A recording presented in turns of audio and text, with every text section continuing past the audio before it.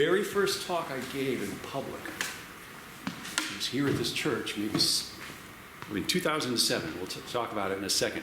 Peter Ostrander saw something in me, that particular kind of researchy craziness, geekiness, and he thought, I think this guy can do it. And I didn't know if I could do it. But ever since then, I've been giving talks like almost every month. He sort of gave birth to who I am today, for which I am very grateful. We're just going to be doing sort of an art survey of the neighborhood. For almost 20 years now, I've been looking for works of art of the neighborhood. And when I mean the neighborhood, I mean the greater neighborhood of the confluence of waterways. Let's just define it as that. So here's the first presentation of art and history.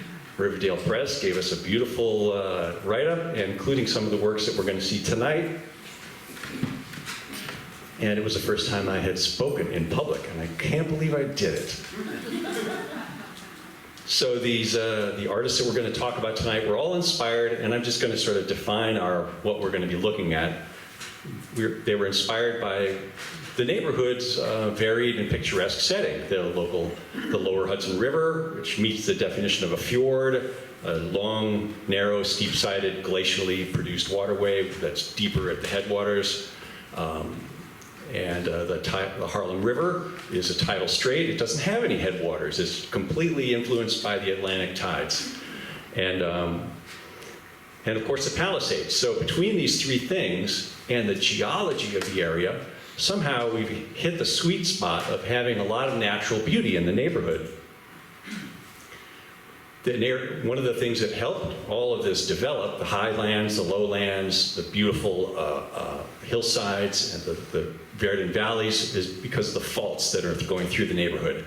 And you can sort of see how it's, I've got a laser.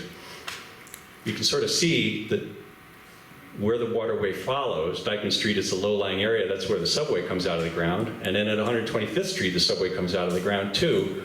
And so we can see the weakened rock of faults has sort of helped influence the topography of the area and add to its beauty. The Van Cortlandt Park area and Spuyten Duyvil, the Dyckman Street fault, had a microquake in 1989. It was a Richter 2.0, which meant you barely could hear it.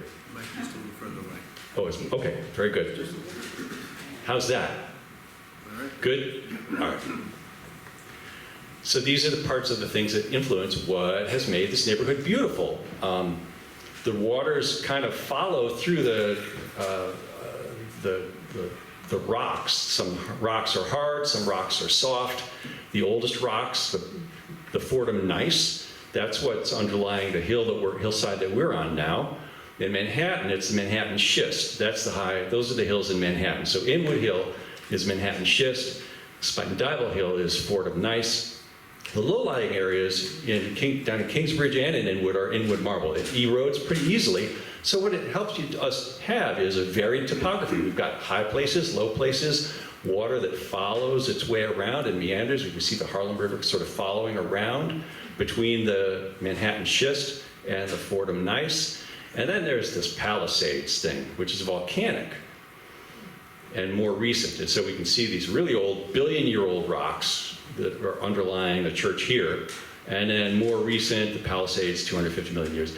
What it means, in short, is the Bronx is nice. And Manhattan is full of schist. And Inwood, some say Inwood is losing its marbles, but we all know New York City has its faults. And that helps me remember the geology here. And that's the geology and has influenced the topography, and the topography is what draws artists to the neighborhood. And art can be made by anyone. Every year at Dyckman House, a group of New York City urban sketchers of all walks of life come with their sketchbooks and just do whatever they want, draw whatever they want. And I took some pictures of ones that caught my eye. That happens everywhere. So we're going to be seeing images of art made by amateurs, semi-professionals, journeyman artists working for newspapers and publications, and fine artists also. So it's arts from all walks of life. And anyone can try, and if you like it, it's good for you. It's great. Some artists who were from the neighborhood didn't really paint much of the landscape, plein air works that we're going to be seeing tonight, but they're worth noting. Alexander Calder spent some of his childhood here. William Sargent Kendall was born in Spuyten Duyvil, as well as the folk artist Georgina Klitgaard. And then George Maynard. These are mermaids swimming. They're luring the sailors to their fate. And Georgina Klitgaard has a huge mural in the Poughkeepsie Post Office. But they didn't really, as far as I have seen, paint the neighborhood. So I just wanted to note them before we got started. And then one final thing to note, before the arrival of the Dutch, there weren't pigments and paints and paper and stuff like that, but the Lenape certainly did things that can be considered artistic. These storage pots, this one from 231st Street at Broadway, and here at 214th Street, and these were mostly discovered when the subways were the RT was threading its way uptown. And they inspired artists. These pots were made probably in Inwood Hill Park by the Inwood Pottery Studio, and they were being modeled after these Lenape pots that were found in the neighborhood. But now we're going to jump up to the American Revolution. Okay, Dominic Serre, this was a really fantastic, or rather, the Americans were really taking a chance here, trying to set fire to British ships off the shore of Spuyten Duyvil and Yonkers. So you can see the Palisades here, and American rebels filled up some junk ships with hay and turpentine, and under like a new moon floated out next to these British ships that were anchored between Tappan Zee and Spuyten Duyvil, and tried to set them on fire. And it was a dramatic incident. The wind wasn't right, and there was some damage done, but not to the big battleships. But in any case, it inspired artists who hadn't even been here. I don't think Dominic Serre was here, but the incident inspired artists to paint what happened. This was just in the run-up to the battle. This is, I think, August of 1776. And then in October, rebels decided to try and block the Hudson River at about 181st Street at where the Little Red Lighthouse is. And so this is going to go into motion. Here's Fort Lee, and we're looking up towards the Tappan Zee with Yonkers in the background, Spuyten Duyvil, and here are the British ships running this obstruction, trying to get through this obstruction in 1776. So the Little Red Lighthouse today is about here.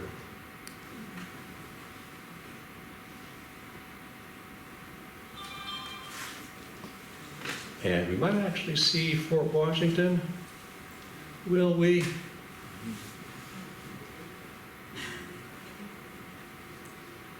Yeah. So this would be Bennett Park today. And these sort of like storytelling paintings were some of the earliest things that happened, or from an artistic point of view, until the actual fighting started. And in that case, we've seen, many of you have seen this, Captain Thomas Davies. He was a soldier for the British. He was a captain in the British Army, and he was also an artist. This is the view that I've been seeing for years, a view of the attack against Fort Washington from University Heights, looking across Inwood and Hudson Heights and Fort George, and then there's the New Jersey Palisades. It says that this was drawn from life. And I always thought, wow, he had time to decide what color of red to use. And there are these, if you look at it close, there are these blue Hessian soldiers attacking. It's an amazing thing to have done at the time. And so I started to research this more carefully, and I saw that there's yet another version of this painting in a different museum. This is in the New York Public Library collection. There's also one in the Winter Tour Museum down in Delaware. And there was also a print made by the Iconophile Society in the 20s. So where did these multiples come from? There must have been a sketchbook somewhere. So Nick had a hint, and we started looking, and I finally found a sketchbook in Canada, at the National Gallery of Canada, and there were line items, no JPEGs, there were just line items, but one of the line items had the same title as this, New York Public Library sketch. And so I put my money in the mail blindly with great expectation, and this arrived. And this makes so much more sense, that sketch that Thomas Davies drew as the battle unfolded. A view of the attack against Fort Washington and the rebel redoubts near New York on the 16th of November, 1776, by the British and Hessian brigades. Let's just take a look at the right-hand side, and we can actually see this really is done very quickly, but the guy is really skillful. This would have been done as the cannonballs were flying. So he might have had to duck every once in a while. Thomas Davies drew so many things, and he was one of the first people to draw in Canada, Niagara Falls. He's sort of a Canadian hero. And I can see why his sketchbooks ended up being at the National Gallery in Canada. But there are a number of New York works. We're going to look at a couple right now. Right after the battle, just within a week, he drew this. This is the British troops landing just opposite Yonkers and climbing the Palisades to chase the American Washington and the American forces. This is at Gloucester Landing or Alpine, that's where the rest stop is, right across the Hudson from Ludlow Park. And Washington was in Hackensack when the surprise attack occurred. The Americans abandoned everything. And the detail on this is just amazing. He's painted all these. So I think that there's a sketch also that is more monochromatic, just pen and ink. But here's his finished painting that he did afterwards. And it's pretty awesome. But even his sketches are awesome. Here's a sketch from the same notebook, a view of the Hudson River, taken near Fort Lee Landing Place in 1776. And so here's Fort Lee, and here's the ferry, which the Palisades kind of come to an end right below Fort Lee for a while. And so it's much lower.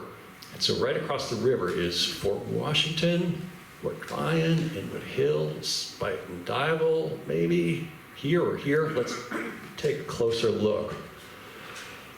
As we zoom in, it's all forested. So I'm imagining that's Spuyten Duyvil here, there, hill, because the inlet will be between Inwood, Fort Tryon, Fort Washington. It's kind of hard to tell about this, but for sure it would be Spuyten Duyvil. In 1776, and this would have been drawn probably, obviously there's no battle happening at the time, so he can choose his browns and his greens and his blues and take a little bit of time. But this just comes right out of a sketchbook, and this is a work that I don't think has ever been seen before this year. It's just been hiding because the National Gallery loves Thomas Davies for his Canadian sketches, not for his New York sketches. So the things that they've digitized have been the Canadian ones. Here's another amazing one, a view of the Hudson River taken near Kingsbridge looking up towards Tappan Sea. I mean, he spelled it phonetically, that's how it was said. So this would have been either from Fort Tryon or Inwood Hill, looking right up at the landscape is very recognizable even to this day, except you might see the bridge across there. Let's see if we can zoom in on that a little bit. He is such a skilled draftsman. This would be a British warship.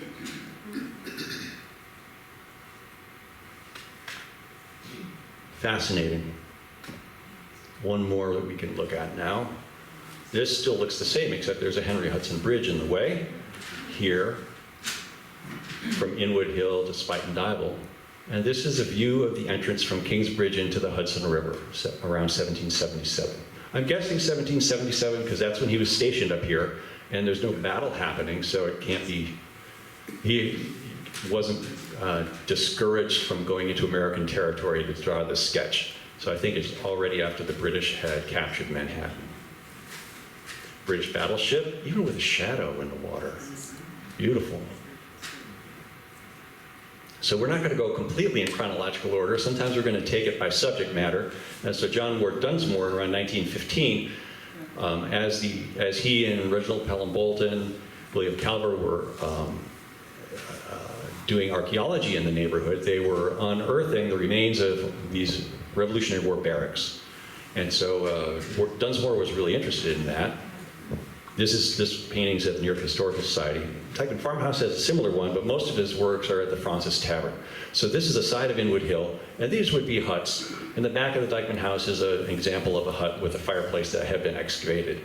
So this would have been, like, I always like to think of it as the first apartment buildings in the neighborhood.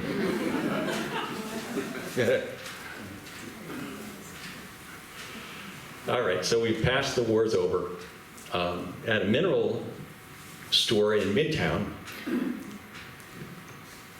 guy was interested in minerals, and marble was one of the minerals he was interested in. He collected all these things. Larry Conklin was his name, and he had this on his wall, a pen and ink with a cut and a cutout. As you can see, it's 2 pieces of paper. The title is pasted in, and this is a cutout too. So whoever the unknown artist was has just done this Kingsbridge marble quarry, and marble was mined. This would have been right where the Marble Hill Metro North station would be, with Spuyten Duyvil Hill in the background. And here's the big rock face, similar to the sea rock, and then the water. Similar view as gentlemen explorers started to travel the neighborhood. This here's a French explorer, this French artist Jacques Milbert, the Palissade Naturelle de la Zune, circa 1820, shows, I think, around the same scene. Here's the marble quarry with the Palisades in the distance, and a little artistic license on the hillside. But that is Broadway, and the little natural bridge that the canal, which would drive the stone cutting at the quarry, driven by tides. So this is heading up Kingsbridge over here, and heading towards downtown and the Dykeman House on this side. The more you look, the more you see. You can see people, birds, there are guys working here on this scow. It looks like there's steam rising from it. I wonder what, so that could be clay or manure or who knows what, coal. And Jacques Milbert, while he was in the neighborhood, he did a number of engravings. Here's Mr. McComb's house on the river near Kingsbridge, and I think that's Godwin's Island, is it? Kingsbridge would be just out of sight on the left. So this is a view from Marble Hill, I guess, looking just across pretty much the route of Broadway. That probably would have been the Kingsbridge Road. Broadway can then continuing there, and would have turned left to go across the Kingsbridge, and then back, continuing up to the north. And here, the view of McComb's Mills on the River Harlem near Kingsbridge. And I kind of think that must be Kingsbridge. Am I wrong? Sometimes I get it's hard to know whether I'm looking west or east on this. No, that's it, right in there. Yeah. So is this Spuyten Duyvil Hill, or is that University Heights? That's, Kingsbridge Heights University. Yeah. And the Spuyten Duyvil Creek, and meeting Tibbetts Brook, just kind of meandering around. We can really see how the tides would have been affecting this twice a day. And we can see that even the tides are almost like a saw, cutting through the rock and lowering it. And so eventually, over thousands of years, we get this nicely beautiful meandering stream with hills surrounded by hills. And then this last Milbert is exactly the same site that Thomas Davies drew like 50 years before this. If this is 1825 and Davies drew his in 1775, this is something that has attracted the eye. It still does attract people's eyes. The Spuyten Duyvil on the right, Inwood Hill on the left, sand dunes, sandbars in the middle of Spuyten Duyvil Creek. And then the city starts to make itself known when the aqueduct opens in 1848. It also attracts artists. A lot of people start to draw and paint. including Currier, who would later join with Ives, Currier at Ives, but here he is in 1849 in his own, in business for himself, the High Bridge at Harlem, New York, Harlem River. All the middle spans have been removed in the early 20th century.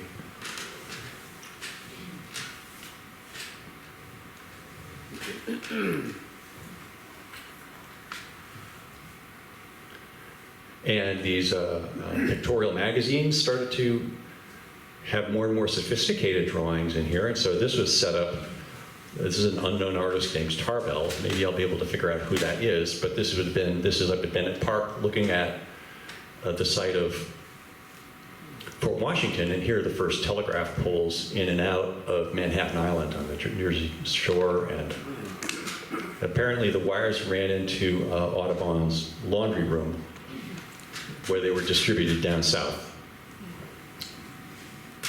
All right, so a few early pictures of Kingsbridge. Now we can really see that for the next several images, what we're seeing is professional artists working for publications. They're doing engravings instead of photos that would accompany a story. That's still 50, 70, 80 years in the future, but this would function in the same way. Bringing bringing an image onto the printed page. So 1861, here's 1856, George Hayward from the 1856 Valentine's Manual. That's Spuyten Duyvil Hill up behind. And St. Stephen's Church would be right over there.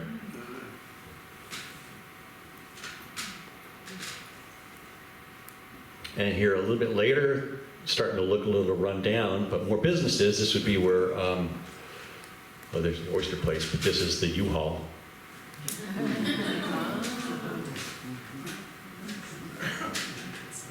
Berrien, good old name. What? Oh, Yeah. sorry. What's the sort of large structure up on the right above oysters? Is that artistic license? No, to the right. This? Nope. That? No, up. That. Oh, that looks like a big old willow tree or something. I'll reserve further. Or a swamp monster.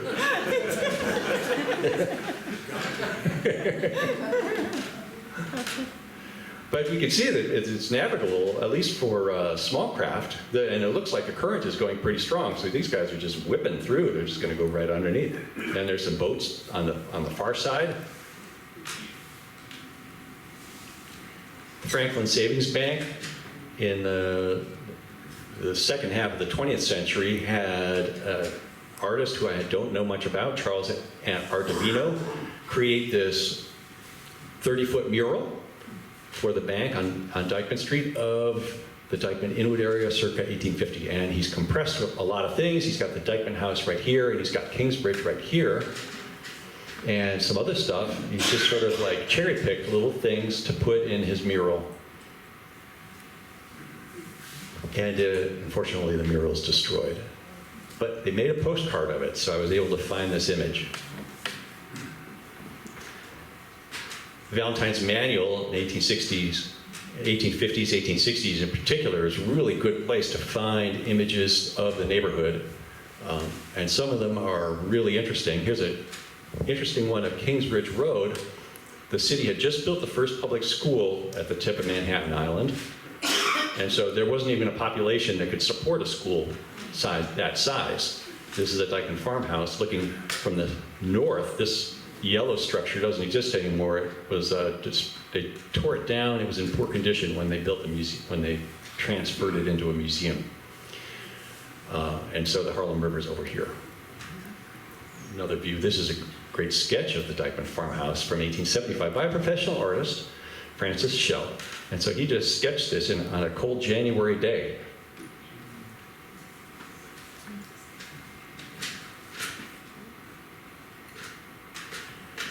'1860 Valentine's Manual, G. Hayward again. He had done the Kingsbridge of the Cortlandt House.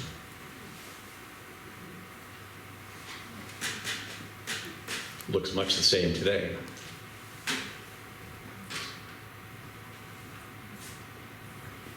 And a view would be not far from where we are now, in the old landmarks of New York, Old Spuyten Duyvil Creek. We're looking sort of south and east-ish towards Inwood here, Inwood Hill, and the rest of Spuyten Duyvil here. And here's the old iron foundry that was on the point that's been destroyed. The sea rock would be kind of right here on this rock face. And this is all apartment buildings now. We can see nice houses on the hillside between here and Broadway. A lot of artistic license here for Kingsbridge in 1874, but from time to time, the tides did have swirling waters. And it looks like that might be Godwin's right there. What? It could be the Godwin house. Dunkin' Donuts. Yeah, the Dunkin' Donuts. And that might be Godwin's Island, possibly. So you can see Kingsbridge Road is going this way, and then it continues, you make a right turn, and back to the main road. So that would be where Dunkin' Donuts is now. And if you were to look the other way, instead of towards Dunkin' Donuts, and look towards New Jersey, you would see something like this, a new New York Railroad, and an early version of the train bridge across Spuyten Duyvil. And this is by our friend Shell, who had done that sketch of the Dykeman farmhouse right around the same time. Maybe he was up there doing multiple stuff. He had several jobs to work on when he came up to the neighborhood. Who knows? And picturesque America, looking towards Palisades. And there's that old railroad bridge that lasted until the end of the 1800s. This image, and a lot of old images actually, some people work from photographs and some people work from life, but here's an example of an engraving that inspired an artist in the 1990s. And so this, Janet Monroe, folk artist, was inspired by the image that we just saw. He's got the fisherman, he's got the boatsman, he's got the boats and the house. Let me go back. Yeah. Definitely inspired, not identical, but definitely inspired by, or you'd say after, picturesque America or something like that. But beautiful in its own right. This is cool. Recently, it was up for auction, so we grabbed this screen grab from George Holston, Dykeman's Creek near Spuyten Duyvil, and I think that this would be, again, Inwood Hill and Spuyten Duyvil Hill, and this is the meandering creek before any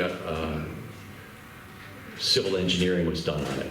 And you can see these guys are harvesting the salt grass, the tidal saltwater grass that grew. It was like the bubble wrap of the 19th century. It was used for packing materials, and it was very durable. It didn't really decay. And it was one reason why the Harlem River, it took so long to straighten the Harlem River so that Erie Canal traffic could use it, because the owners of the land on either side, this was a cash crop. It was almost like farming, this salt grass. And here we can see a lot of people harvesting salt grass. Now this bridge is a temporary bridge, if you need to get across the river, can be lowered.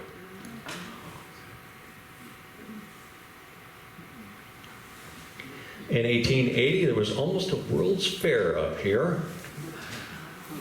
And Frank Leslie's Illustrated newspaper sent up engravers. It was going to be the World's Fair at Inwood, but it was going to take place all over the neighborhood. Of course, it's because downtown New Yorkers said, not in Central Park, not in my neighborhood. And so landowners in Upper Manhattan and Marble Hill were absolutely fine with leasing their land for several years. And so the World's Fair didn't really happen, but we can see Spuyten Duyvil, Riverdale, and Yonkers all along the shore right above. To the north, of course, news photographers didn't exist, so whenever there was a newsworthy item that happened, they would send engravers up, and in 1882, trains crashed There was a signal, there was no signal. One train was off schedule, it was one track. The train would come inbound and the next train would go outbound, and they couldn't be both on the same track at the same time. But because there was a snowstorm and a delay, two trains head-on against each other, caused a conflagration, and there was no way to put out the flames except to roll these giant snowballs up and roll them towards the burning wreckage. If we go back again, we can see the homes, the village of Spuyten Duyvil here and here, looking up the hill.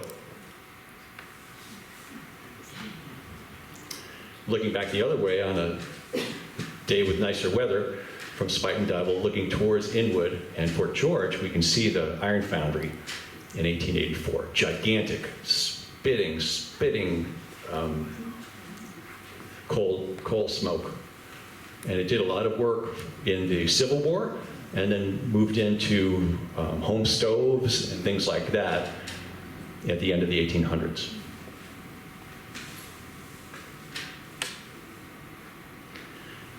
And now the civil engineers get a chance to do their thing. The Spuyten Duyvil Creek it cannot support commercial traffic. And with the Erie Canal and all the commercial traffic that wants to save time by bypassing Manhattan, coming straight in through the Hell's Gate and up to Albany, they started widening what was Spuyten Duyvil Creek, which is a little bit of it you can still see here, the iron foundry and the Palisades. In the 1890s, this is where the new Marble Hill train station is now, and this would be Inwood, and the Broadway Bridge is crossing it, and they're basically digging a new path for the river to take. And there it looks like when it's done. Harper's Weekly, 1895.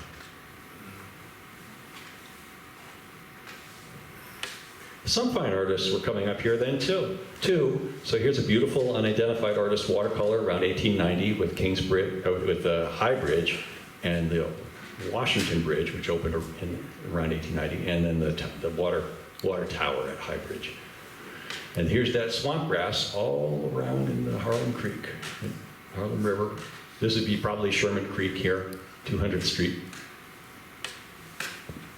Charles Melatz, great engraver for newspapers, but he also did his own thing. And here he is taking, really, this is an allegory for the oncoming development. This is a mansion. This is the Billings Estate on Fort Tryon Hill with a country church and maiden and some turkeys. But by this time, the subway had arrived. So the neighborhood, and you can see it in the distance, apartment buildings. Da, da, da, da, da, da. All right, oh, wait. Yeah, we got to do, yeah. Beautiful Melatz of the Spuyten Duyvil train bridge. This is the new version. It's pretty much the same now. And the Spuyten Duyvil Point, Inwood Hill here. This is 1914. And the next thing we're going to try, and because we have a couple of great Melatzes in different states, engraving, just like painting, you can revise your work as you go to a point. And so we're going to do just a quick, with a couple of states of this, Kingsbridge etching by Melatz in 1891. So here we can see it says sort of, you can barely read it, Kingsbridge. Looking north, in the distance, we can see the telephone lines of Broadway. So I think that's why we're looking north. So, and he did this in 1891, printed a couple copies, and then he decided, I want to change it.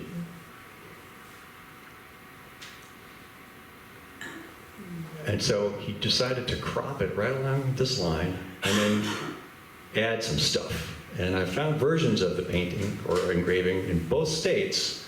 So the new version is going to look something like this, except, and now for the big reveal, he's added all this atmospheric texture to the clouds in the sky. He made the sign on the Kingsbridge much easier to read. The telephone poles have greater contrast. Now the sun is actually setting over in that direction, so it's easier to see. There's more definition on all the buildings.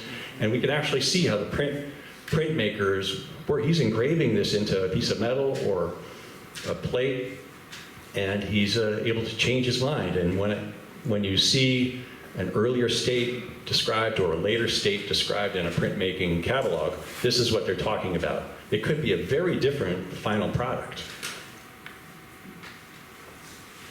All right, we made it to the 1900s, and this is the Henry Hudson Bridge that was proposed. And of course not built. It was proposed for the Hudson-Fulton celebration of 1909. It was much too expensive, and it would have taken over everything. And so it languished for another 30 years before one was actually built. A completely different book. This was all rock with just a little steel. Now the bridge is all steel.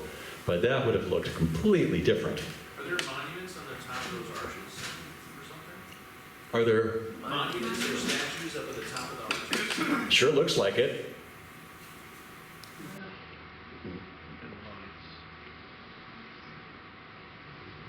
A lot of them. Every one of them is probably Henry Hudson. I'm not sure. The one thing that did get built out of this project was the Henry Hudson's statue. Okay, now that the subway is opened, let's just assume this. I'm not so sure. I think that this date might not be accurate, but it's around when the subway opened. The subway cost a nickel or something when it started, and so the neighborhood, still being undeveloped, made it very easy for artists to get up to what was still a rural neighborhood and paint the country, even if they lived down by Washington Square Park.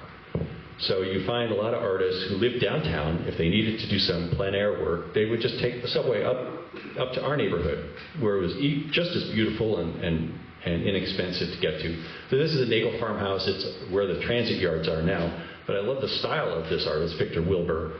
He did another one. This farmhouse burned in 1903 or 4, I think. And this is the intersection of Riverside Drive and Broadway. And this is before Tryon. That's still a park. But there was a nice church here, a Presbyterian church like this one, right at the corner of Dyckman Street and Broadway or Kingsbridge Road and Riverside Drive. And these are small paintings. You can actually see the canvas. You used a big brush, or I don't really know a lot about how artists choose the brushes to use, but it's very impressionistic.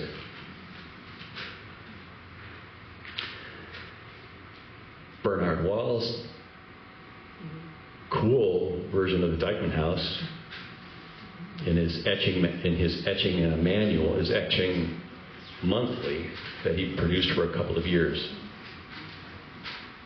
That would have been right around when the museum was constructed. And Spuyten Duyvil #1, this would be where the soccer field is now, but the bend around the big sandbars. There were boat works and stuff there, boat production companies. Beautiful shading here. This definitely would have been drawn by a guy who spent a nickel on the subway or a dime. We can see the fire hydrant. And an old Dutch farm woman. So there's some subtle meaning. The artist always can, you have your own interpretation. So here's an old house with a gesture towards the past and a gesture towards the future.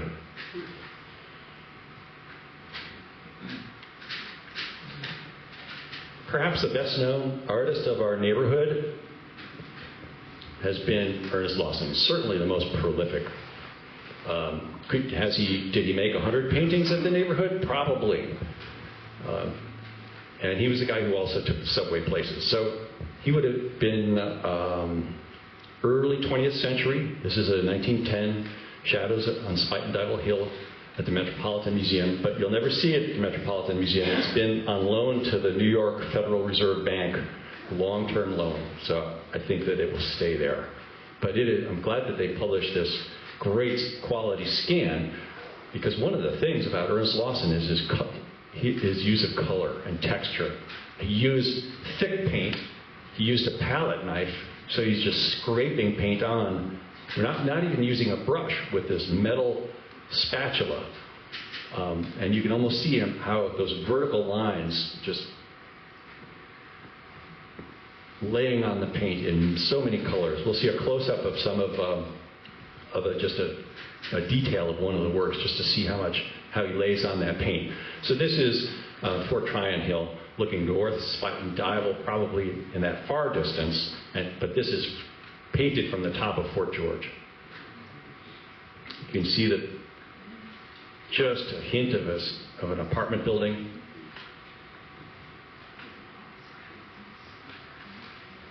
You can probably figure out where this is.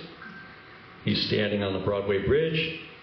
Here's the old Marble Hill train station and the bend going around with University Heights.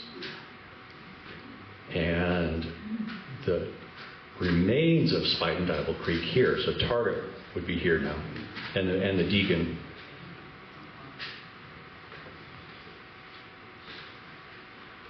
He didn't really title his works, and he rarely dated them, so it's sometimes hard to know exactly what the earlier works are and the later works, but this one is dated 1931, Boathouse Walk.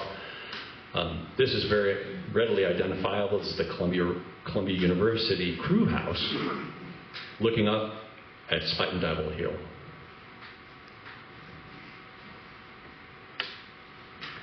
This is right in the neighborhood where I have given these Lost Inwood talks for all those years at the Indian Rook Cafe. Now it's called the Inwood Farm.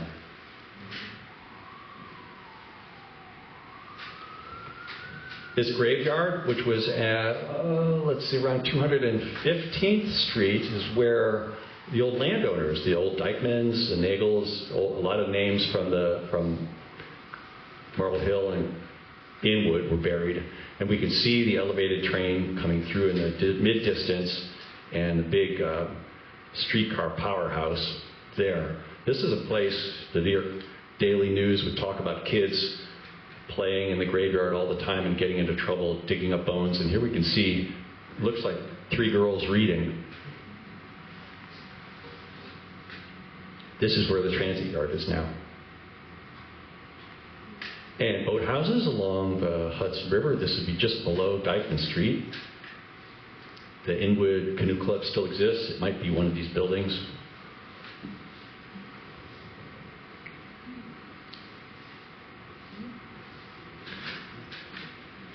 This is very close to us here. This is in the Metropolitan Museum of Art collection. And when they acquired it, this is what they said about it.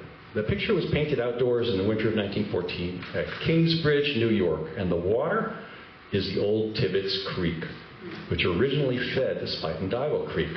So this, there are experts in this room more knowledgeable than I, but it could be 231st Street, and then Ewins Hill, makes sense, and Tibbetts Brook heading south.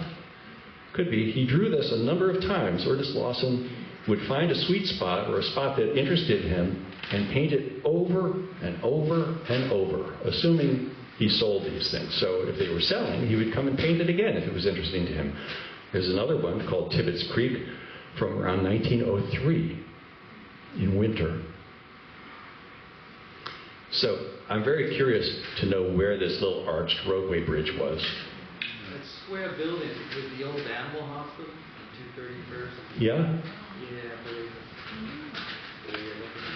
Oh, it's a school. Yeah. That's to the 10 bus that Yes. Yeah. Cool. Here's looking down the Harlem River. Great one from the Brooklyn Museum, Winter Landscape, Washington Bridge.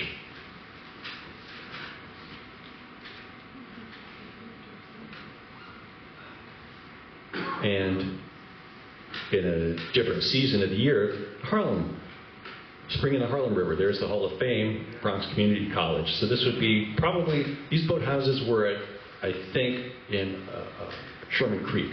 So this is around Dykeman Street looking up towards, this is around opposite 204th or 5th Street and University Heights. And when I say he painted things over and over again, here's just 4 quick examples. You can tell he's got a site, he's got a spot, he just goes right to it because the subject is identical except for the conditions of lighting. Here's in the High Museum in Atlanta, Georgia. Here's in the Phillips Collection of Washington, D.C., Metropolitan Museum. And I don't know where that is, but it was on the internet. So, and it was painted at night. And it's attributed to Lawson. So really fantastic how you can see how artists work through a puzzle that they're trying to solve in their brain. And if they can make a living at the same time, so much the better. Summer afternoon, this is by that Shirakapak plaque in Inwood Hill Park, because here's the tulip tree and the boathouse. So we're looking ahead towards Spuyten Duyvil. The boathouse was a guy named Pop Seeley. He ran a pop stand or a soda stand. And here we can see kids playing. What's really amazing, though, is we're going to zoom in to that little area there and just look at the paint up close.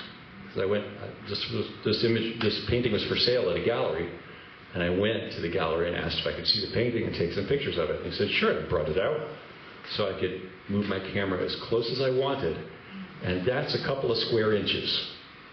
When you look at it close, it's just the roof of that shack here.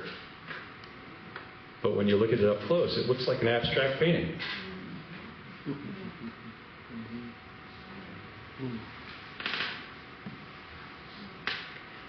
He loved the Hall of Fame. He painted it numerous times. And he really must have had a warm coat because he painted in winter a lot. Okay, this is a great story about this.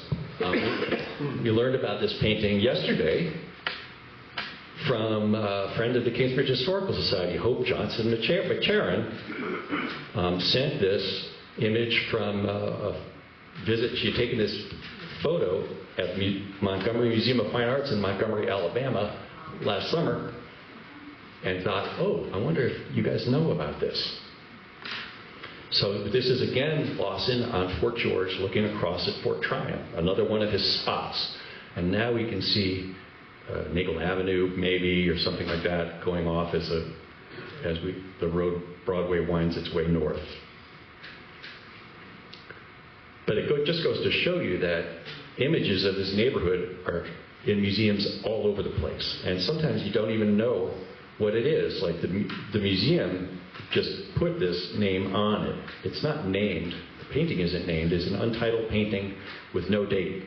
And so the only way you can actually date it or even figure out where it is if you have a mental image of it in your mind. And you can look at it and say, I know where that is. That's up in Kingsbridge, or that's up in Yonkers.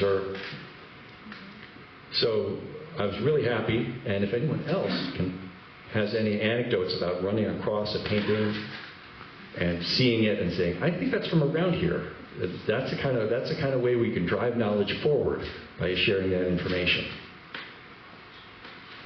I just wanted to give a quick shout out to George Bellows. He's famous for doing boxing paintings. I'm sure you've seen him. I don't think this is painted up here. I think it's more down towards Riverside Park, but such a beautiful job on the Palisades. I almost kind of wanted to put it in just once because I have hopes that he did come up here and paint.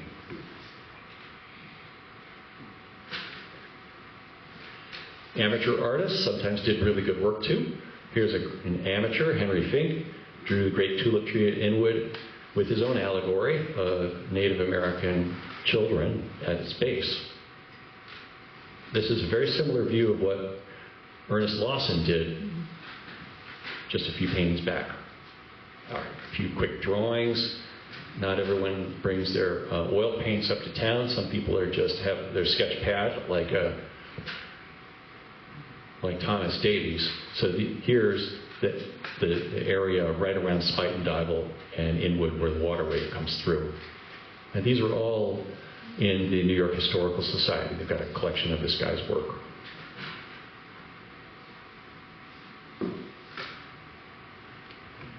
Oscar Blumner. These sketches go for a lot of money. This is his image of Dyckman Street with horses. Of course, he took the subway up here. This was done in 1911. And Van Cortlandt Park in 1936, shortly before his death. I think that's the Weir or something. Or is that Van Cortlandt Lake?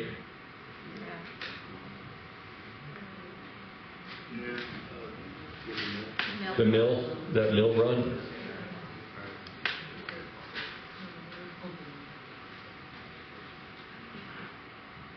And Roadhouse Gardens, I think that's the Godwin, that, or rather, Dunkin' Donuts.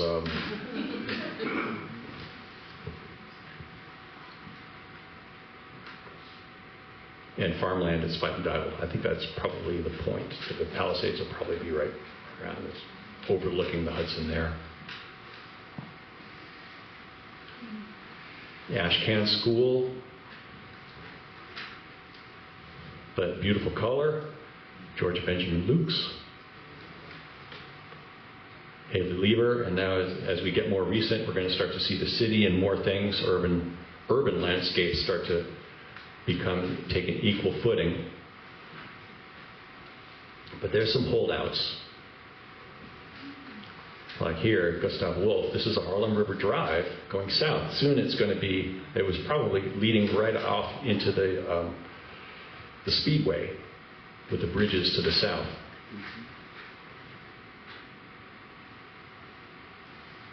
Arthur Clifton Goodwin, painting the same house with Spuyten Duyvil Hill in the background and Inwood Hill here. And Johnson Foundry, by Winthrop Turney. This was condemned in the 20s and then torn down in the 30s, if I remember right. So this is Spuyten Duyvil behind. Preston Dickinson.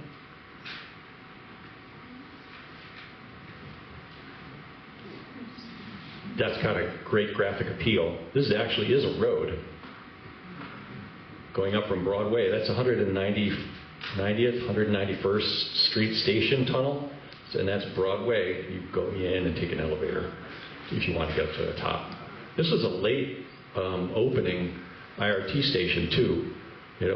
They built this after the subway was already open. Because these buildings were going up, that people up top needed a train station. Doesn't look like Norman Rockwell, but it is. About 21 years old or so. He actually was born on West 103rd Street. His parents moved all over around a bit. He grew up for a short time in Washington Heights, went to college, went to schools in the New York City schools, and of course gravitated towards art, and then ended up going to the Art Students League and other art-related intensive education environments. But this very loose painting of the Dyckman farmhouse has been authenticated by the estate. It's a real thing. And here's an amateur at the top of Inwood Hill. He worked in a restaurant, but I like the composition. It's nicely done. Ernest Bean, yeah, I guess that's how you'd say it. We've seen that church before. This is Dyckman Street and Riverside Drive. All the artists, they want the Palisades in their background or something like that, or they want Spuyten Duyvil Hill in the background.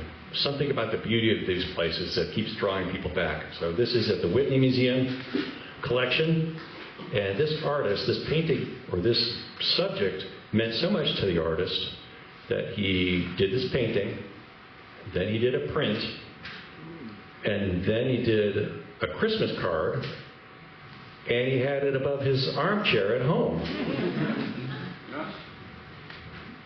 Something about it meant a lot to him.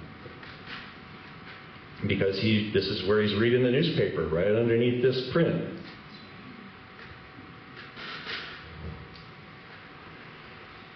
All right, local artist Charlotte Livingston. This comes from courtesy of Peter Ostrander, hanging on his wall. The location is probably Giles Place, looking down Giles Place to Fort Independence Avenue, just below say behind the artist was the site of Fort Independence. And the house at right is probably the mermaid artist, George Willoughby Maynard, who lived in the neighborhood but didn't sketch it much. So the reservoir is probably here, Jerome Reservoir. Is that right? Yes. Yeah.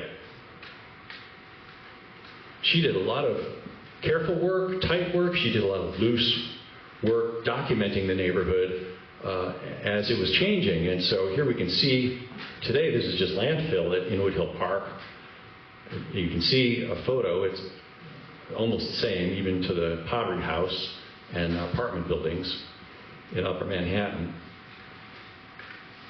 And Spuyten Duyvil Hill, you can really match it to what was there when she was painting it, with the train and the rock. The very last vestiges of the Johnson Foundry, which was not in operation anymore, just a ruin. Mary Johnson House, not far from here.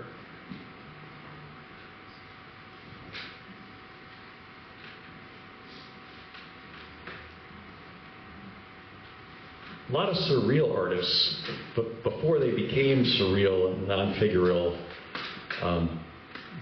for some reason they were drawing the neighborhood. So here's this guy, a Ukrainian artist associated with the Russian Futurism movement, and then he created a New York-based Association of Revolutionary Masters of Ukraine.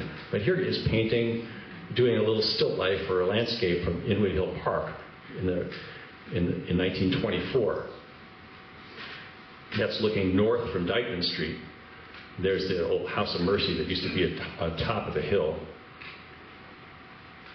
And this winter view of George Maynard, the artist who drew the mermaids. But this is probably of his backyard in Kingsbridge, before any other houses were built there, or in 1920.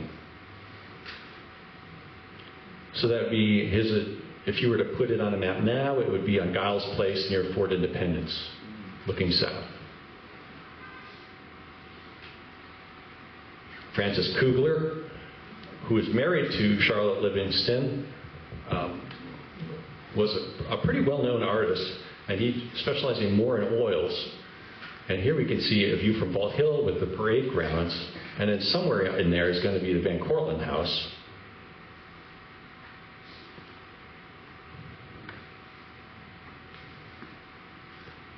We already saw that, so let's skip it. All right, now major construction happening. These are great prints of the building of the George Washington Bridge in the late 1920s. Otto August Kuhler. Just of city infrastructure being built in that whole 1930s kind of look. They kind of have that art. Is it Art Deco? I'm not really sure. But pretty cool. And then the paintings, the bridge opened in 1931, I think. Here's the little red light house. One deck in 1932. Very stylized. Mark Baum. Almost a collage-like look here, or a folk art look. And the boat houses, the canoe clubs, like the Yonkers Canoe Club. There are a number of canoe clubs down by Dyckman Street, too.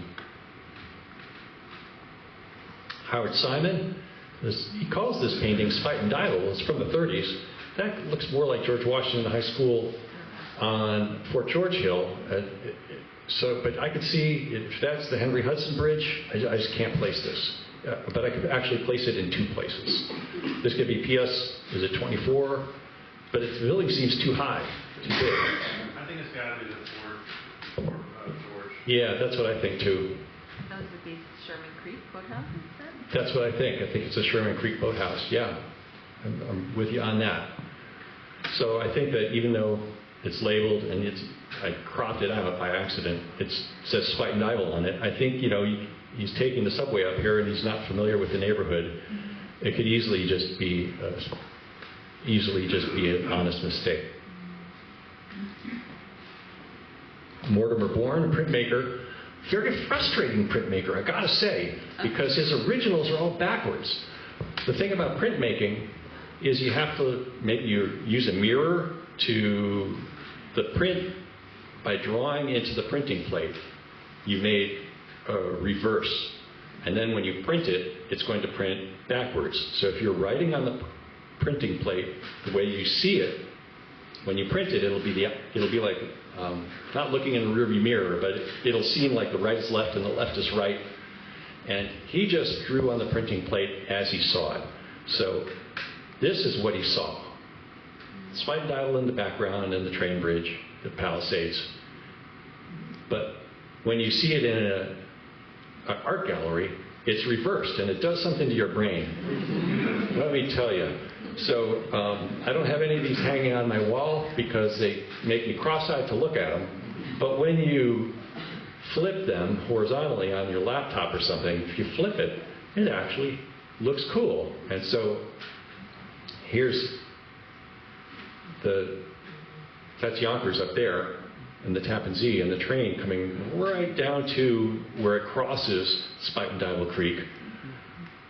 But in order to see it, you have to flip it. So this is what it looks like in an art gallery. It's a little easier with something that is symmetrical. So here's his original of the Broadway Bridge with the subway. Oh, this is the second Broadway bridge. There have been 3. And this one looks okay on either direction.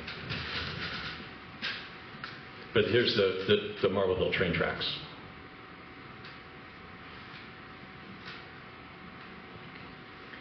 Here's an abstract painter early in his career doing figurative work, and a nice study. This big gas tank was on the University Heights side of the 207th Street Bridge, and there's the Webb estate for retired shipbuilders and merchant marine. So the Hall of Fame is going to be over here. And James Sanford Holm, who drew tons of photos of the Washington Square Park area, came up and drew this. So of course, he must have taken this. We could have been taking the newly opened A train to do that.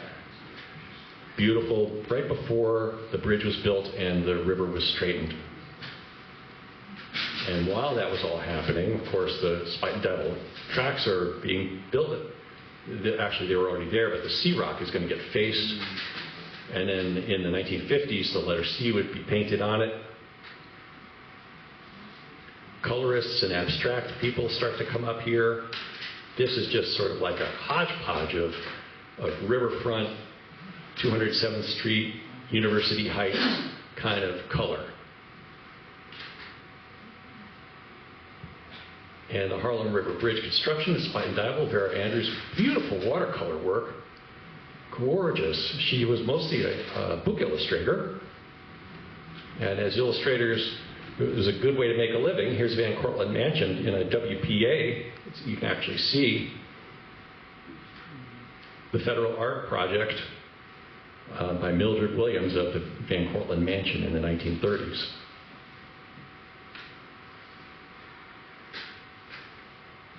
And the Dyckman Street Ferry in the 30s as well. And it also says Federal Art Project on the stamp here. So these are, I don't think we can own something that says that. It's property of the government. The artists often did versions with and without the stamp. So a lot of these works are seen in federal offices.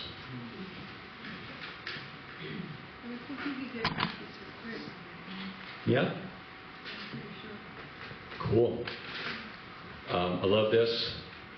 The old Spuyten Duyvil train station looking south. Isaac Jacob Sanger.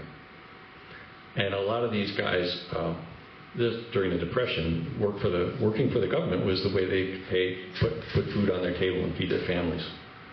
Harold Fay, a similar thing.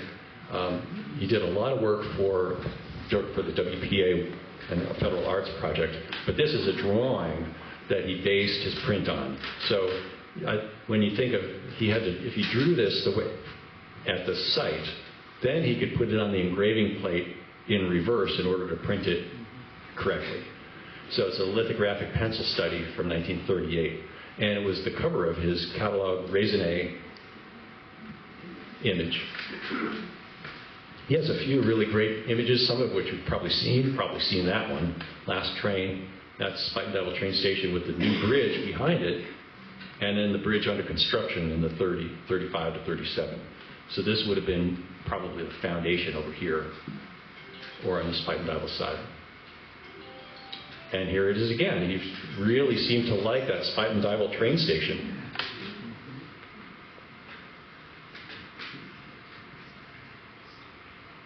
John Thomason is focusing on the University Heights side, and this is the George Washington High School on top of Fort George with the athletic field next to it. Beautiful boathouse view. And I think he was an academician. He taught art. Vernon Howe Bailey did a lot of work for newspapers as the Hall of Fame, and then twin prints published separately that turn into a panorama when you look at them. Spuyten Duyvil, both from 1935 and probably from the same day because they match. And there's the school. I want to say 24, but is that because that was the school I went to? Yeah, it was 24? 24. Yeah. Yeah.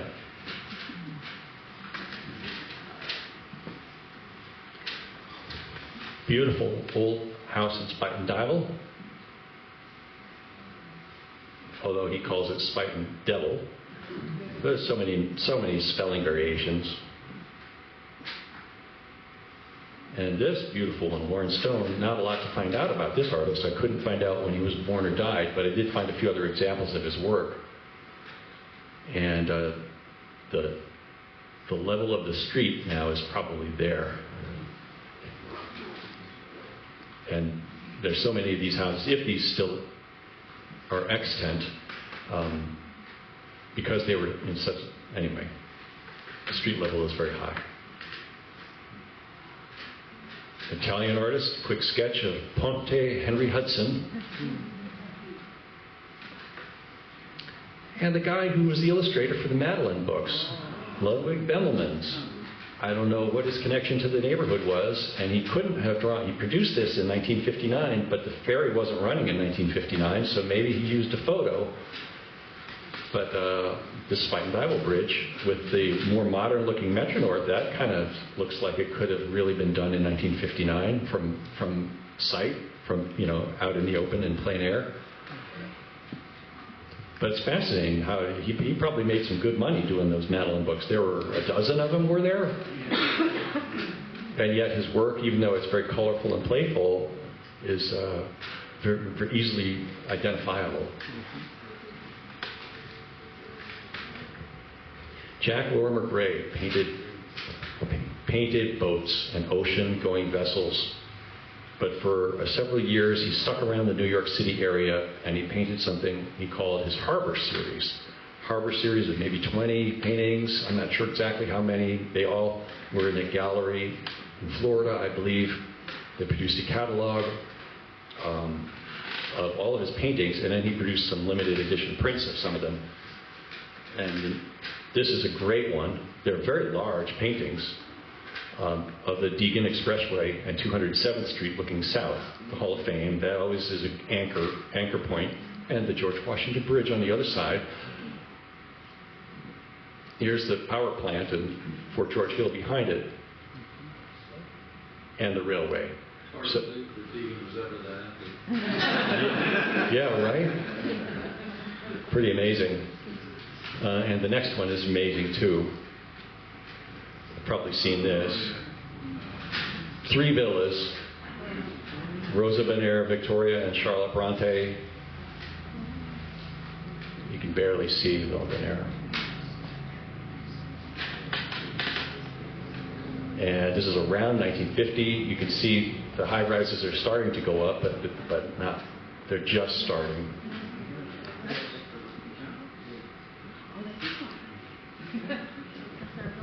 Oh, is it? Yeah, that's right. The one on the left there. With the right, that's 717. Oh, cool. Oh my gosh, yeah. 'Cause- yep. So, That's Palisades Avenue, and that's the Village Junction. or whatever. So his vantage point is probably another building that's just north of Charlotte Bronte. Oh, could he have been? When I don't think there were any, I mean, ours is older than the other building. No, High Point. I was going to say High Point was probably built then. I went to a gallery, it was up the Hudson somewhere, and they had a print of this. And I wanted to take a nice photo of it. And he wasn't, the proprietor wasn't sure. He also had the actual oil painting for sale. And when I saw it, I was sort of afraid to touch it. Thought, he's going to want me to buy this. I don't have any money.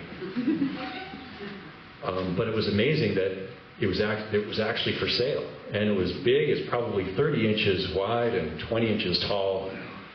It's really a huge painting, and awesome actually. To think of as part of a harbor series, 20 or so paintings of that size, pretty amazing.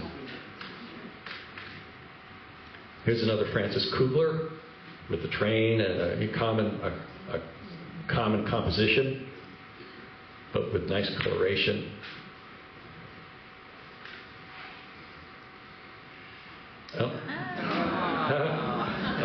This painting is hanging on the wall over here. I don't know who Golda is, but nice job, Golda. Very nice. And 1980, everything looked very nice.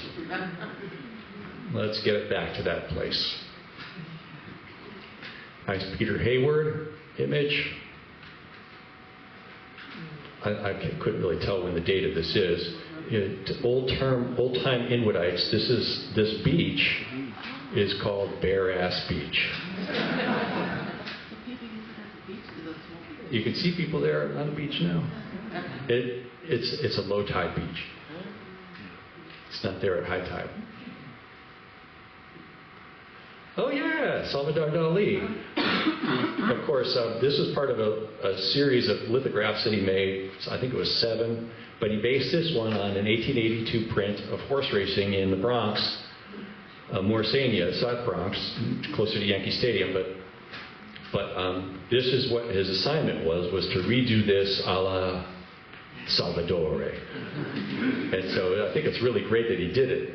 It's so inspiring that he used butterflies. But they're going at high speed because his hair is like going blown back and the sweat's coming off his face. Really amazing.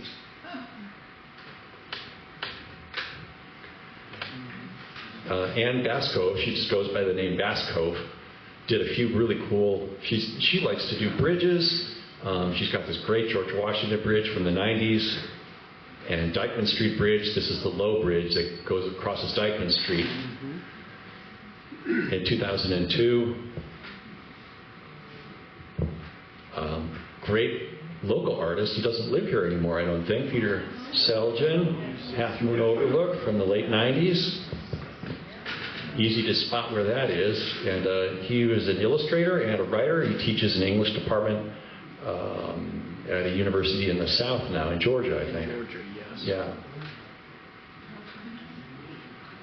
Beautiful, very simple but effective.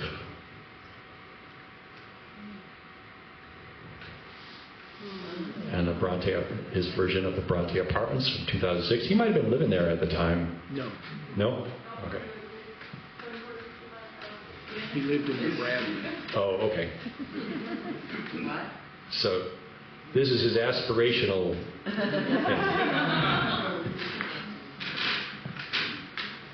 And another Bronx artist, William Benkin, fantastic use of aqua tint, which is a copper plate etched with acid, nitric acid, I think.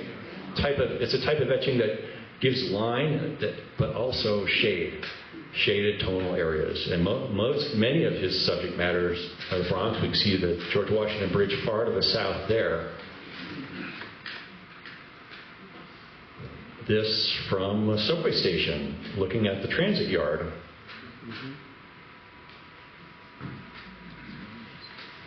The VA? And that's University Heights at the distance. And here he is, I know where he was. he's in the parking lot on top of Target, looking at the Broadway Bridge and Columbia's athletic field, and the subway, the transit yards, bus yards, and a little bit of Spuyten Duyvil on the right. Really delicate use of this shading to get a nighttime image with such clarity, or I'm not sure what I'm trying to say. He communicates his subjects very well. And get ready, you're going to have to shield your eyes now, because he does the opposite too. You can also do textural work with snow. And here is something of Kingsbridge, The Embrace of Winter, 2017. And we can't talk about Kingsbridge without talking about Danny Hobbin. Here's an early work from 1982. That's a silk screen. He calls it a serigraph. And then a much more recent pastel. And he's produced so much street art of just putting up an easel and painting or drawing. But in 2008, the Bronx Community College commissioned him to do 22 works that are 16 inches by 48 inches for their new library that was built in the second decade of the 2000s. I think it opened in 2012. So this is the view from the Harlem River, and there's the library that the works are in, looking south. We'll just look at a couple of these, and then the view from the Hall of Fame. He had to go into a mass production mode to make all of these paintings that had very similar dimensions, but they look great. He still does large-scale paintings, and like this, I don't think is in the library, but this is just called Harlem River Bend, and this, now my mind is failing me. Bailey, yeah. And Pigeon. So this is before the Target complex, I think, was built, right? Yeah.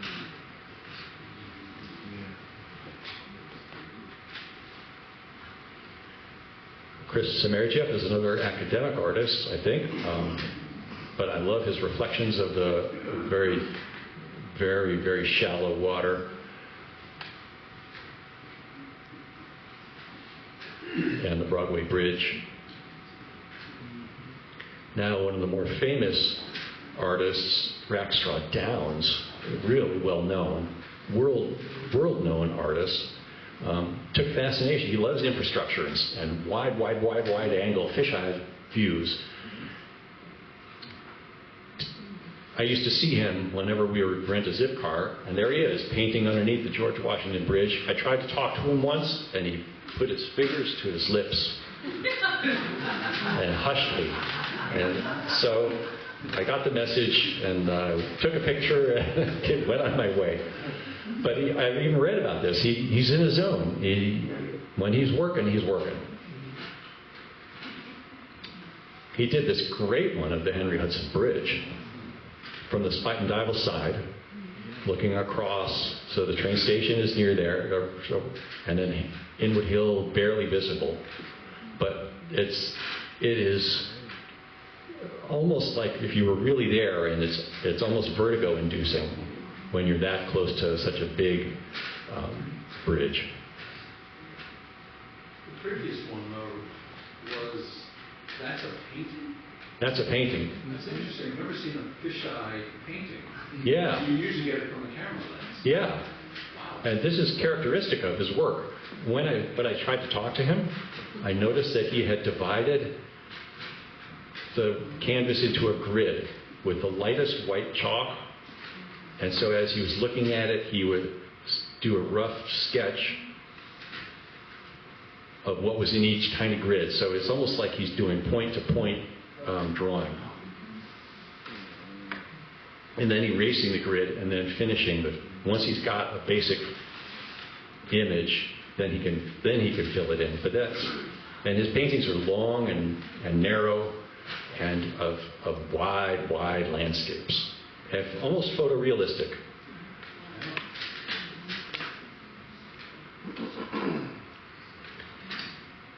a few modern artists, and I'm not sure how you say his name. Is it Ciccio or Ciccio? But I like how he colorizes the elevated train infrastructure. It's really kind of cool. Partly, it's like half abstract. I think a very simple printmaking. This was a card that I saw in a store once. Beautiful, simple.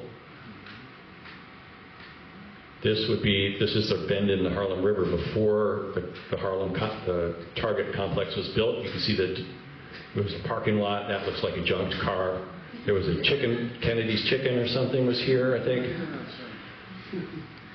But the beautiful use of twilight, good.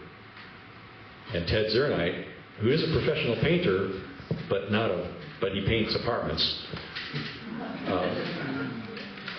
This Broadway Nocturne, he could be a professional painter. This is from the Marble Hill Station looking east. And Alyssa Gore, from her apartment, she paints this bridge over and over and over. So it's captured in any possible weather and light combination you can imagine. Tony Serio, I don't know what he's up to lately, but this is very beautiful, soft, impressionistic George Washington Bridge. It's amazing how everybody has their own take. I mean, if we were to go there and sketch, it would come out of us too, in our own style. Diane Drescher, Bridge at Night.